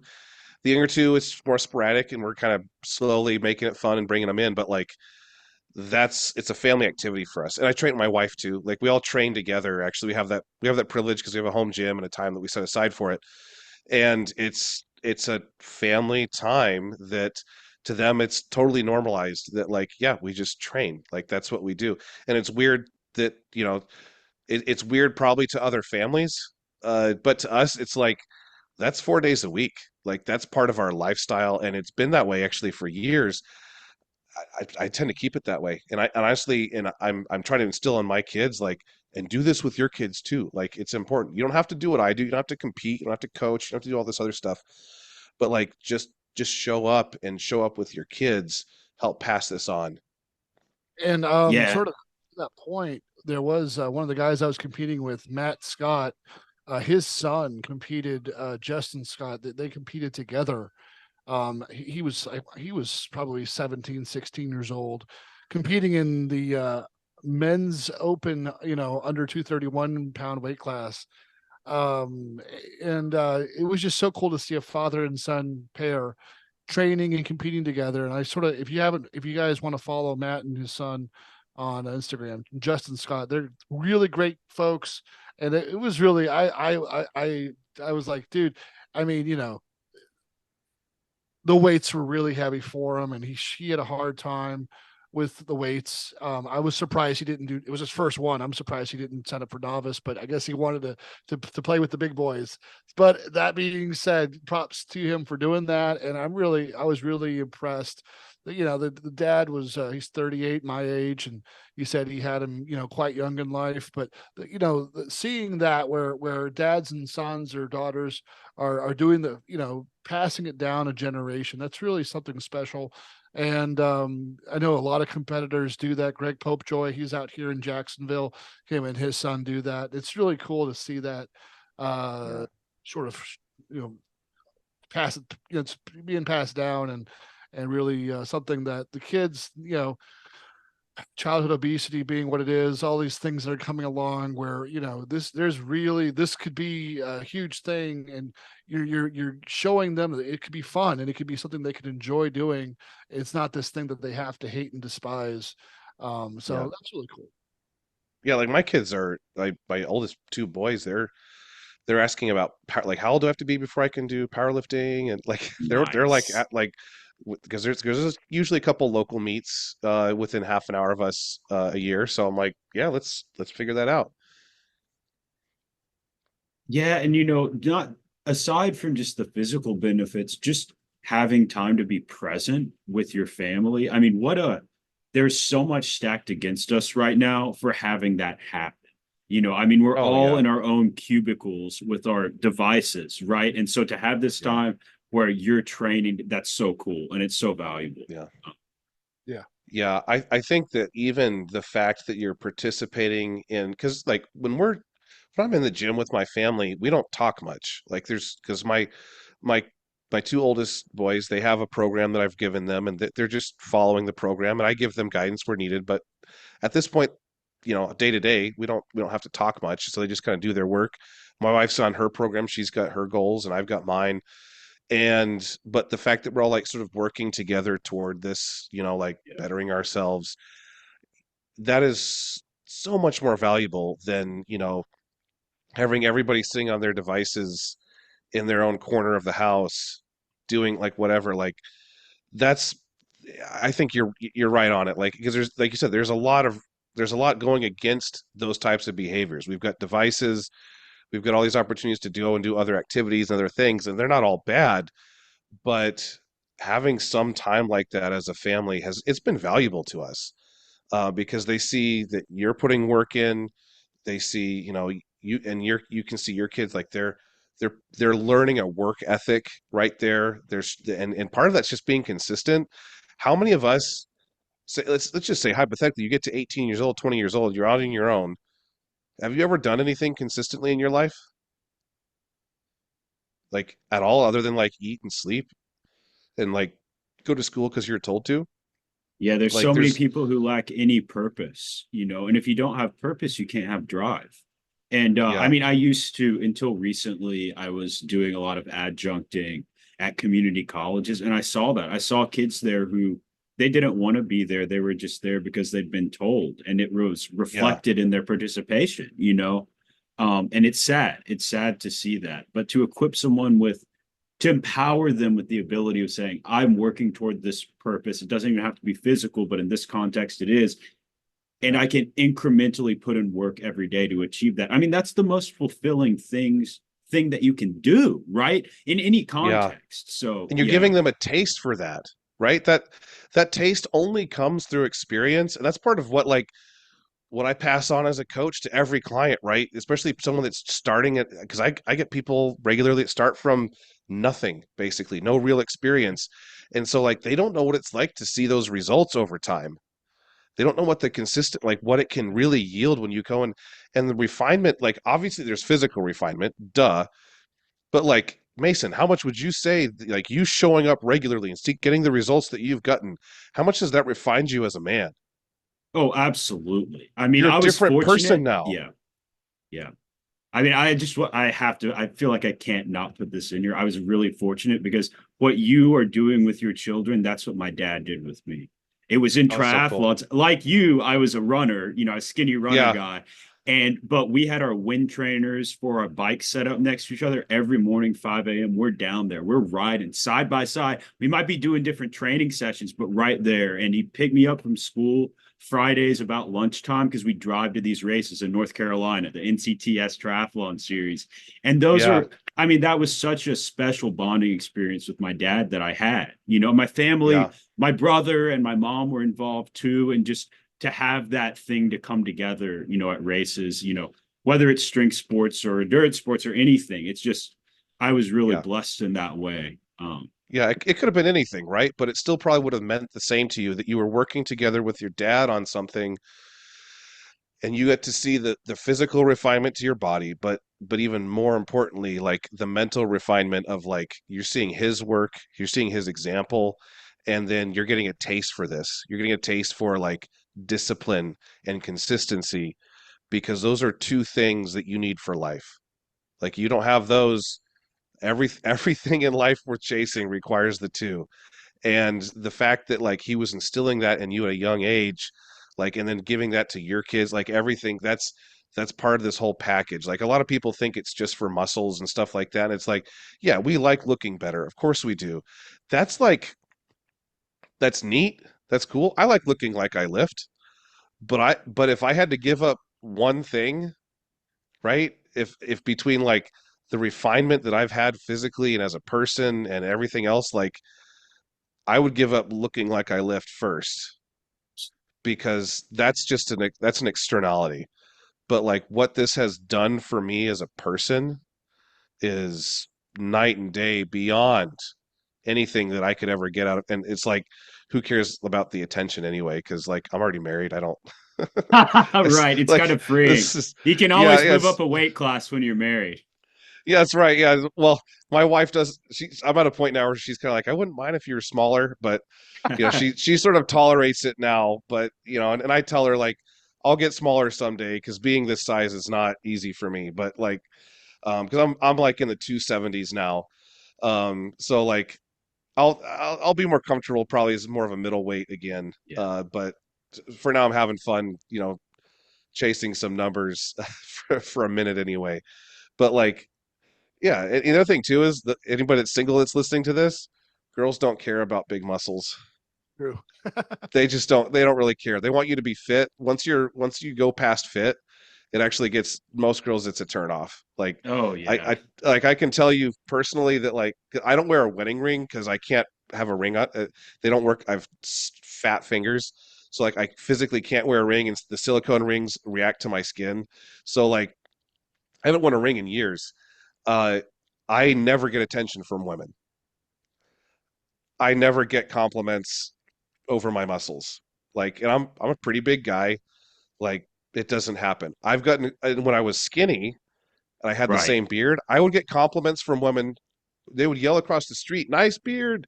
Like I got called to from women semi regularly as a skinny guy with a beard, but as a jacked guy with the same beard, it's the same guy. I only get compliments from dudes. Yeah. Never Your women. ratio So, changes for sure, oh as yeah, you yeah, like ascend. it's oh yeah, it's not like you might be leaving humanity behind, but you're definitely leaving a dating pool behind too. Got to be willing to give it up though. For all those things you just Oh, it named, doesn't it's matter to worth me it, as long as man. my wife Yeah. is tolerant of getting bigger. Then cool. Oh, I don't totally. I don't Yeah, need I I'm don't in need the. these. I'm sliding into first with that, man. I'm engaged, so I got the fiance. So, Okay, uh, good. Do you have a date yet? January 28th. Yeah, we're doing it Okay, on our the anniversary of my proposal. So, same spot. okay. We like our Yeah, routine. cool. So, yeah. So yeah, that's very routine. That's nice though. I like it. That's good. Yeah. I can respect that. But yeah, now I can move up a weight class. It's like, why did I cut 30 pounds to make like Right. lightweights if I, Yeah, right. yeah. What do you walk around at? I usually train between 200 and 210. I was getting ready for a show in July. It was going to be my first strongman show because I've been doing street training, powerlifting stuff. Yeah.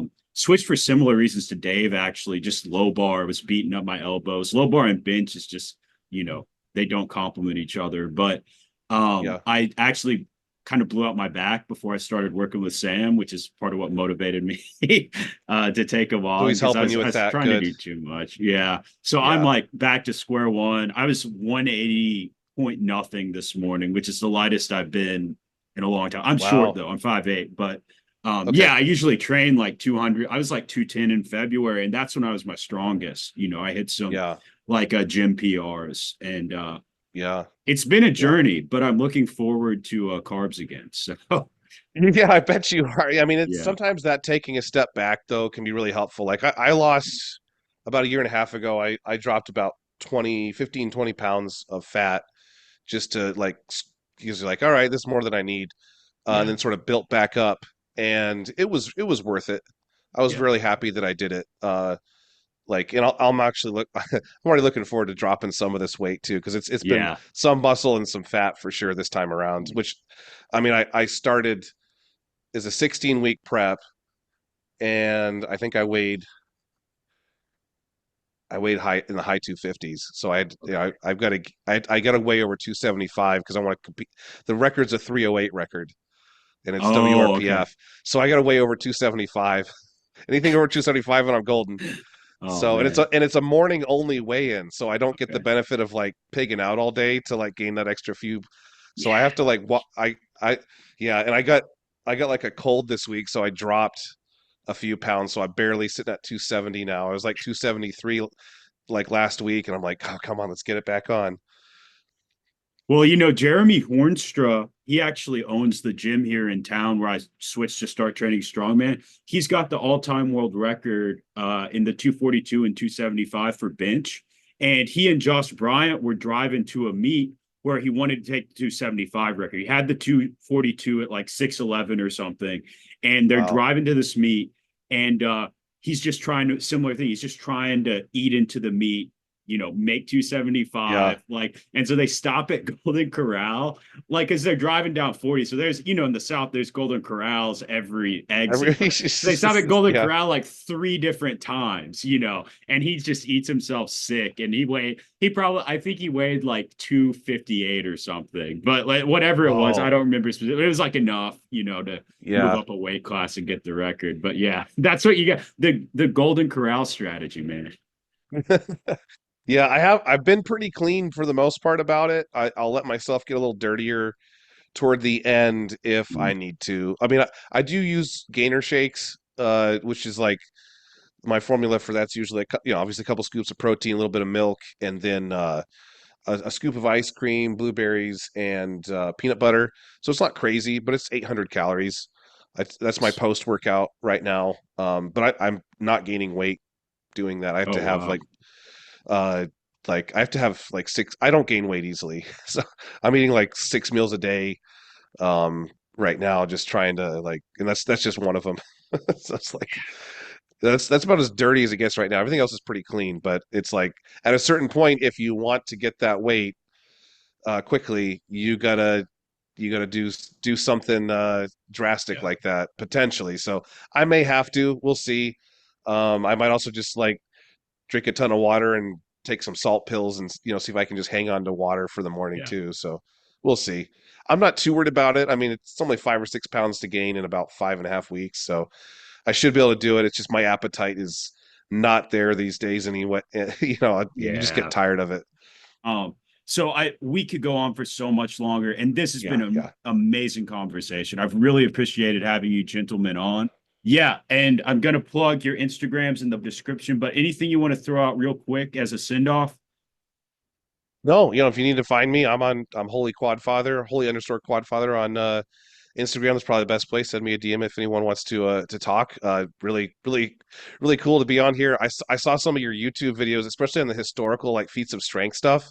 I love that stuff, like the nerdy strength history stuff. So I was like, oh, this guy's doing some neat work. I like it. Oh, I appreciate it.